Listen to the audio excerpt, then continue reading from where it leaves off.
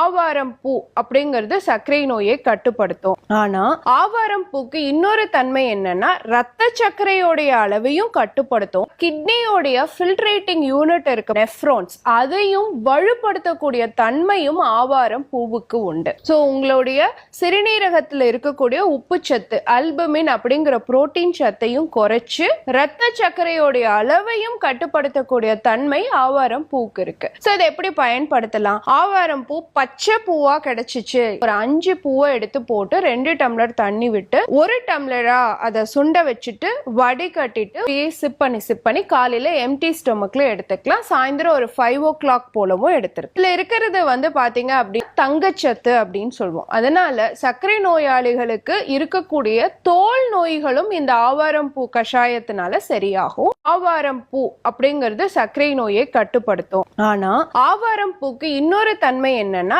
ரத்த சர்க்கரையோடைய அளவையும் கட்டுப்படுத்தும். கிட்னியோடைய ஃபில்ட்ரேட்டிங் யூனிட் இருக்கு நெஃப்ரான்ஸ், அதையும் வலுப்படுத்தக்கூடிய தன்மையும் ஆவாரம் பூவுக்கு உண்டு. சோ உங்களுடைய சிறுநீரகத்துல இருக்கக்கூடிய உப்புச்சத்து அல்புமின் அப்படிங்கிற புரோட்டீன் சத்தையும் குறைச்சு ரத்த சர்க்கரையோடைய அளவையும் கட்டுப்படுத்தக்கூடிய தன்மை ஆவாரம் பூக்கு இருக்கு. சோ இதை எப்படி பயன்படுத்தலாம்? ஆவாரம் பூ பச்சை பூவா கிடைச்சிச்சு, ஒரு 5 பூவை எடுத்து போட்டு 2 டம்ளர் தண்ணி விட்டு 1 டம்ளரா அதை சுண்ட வச்சுட்டு வடிகட்டிட்டு சிப் பண்ணி காலையில எம்டி ஸ்டொமக்ல எடுத்துக்கலாம். சாயந்தரம் ஒரு 5 o'clock போலவும் எடுத்துருக்கு. இதுல இருக்கிறது பாத்தீங்க அப்படி தங்கச்சத்து அப்படின்னு சொல்லுவோம். அதனால சர்க்கரை நோயாளிகளுக்கு இருக்கக்கூடிய தோல் நோய்களும் இந்த ஆவாரம் பூ கஷாயத்தினால சரியாகும்.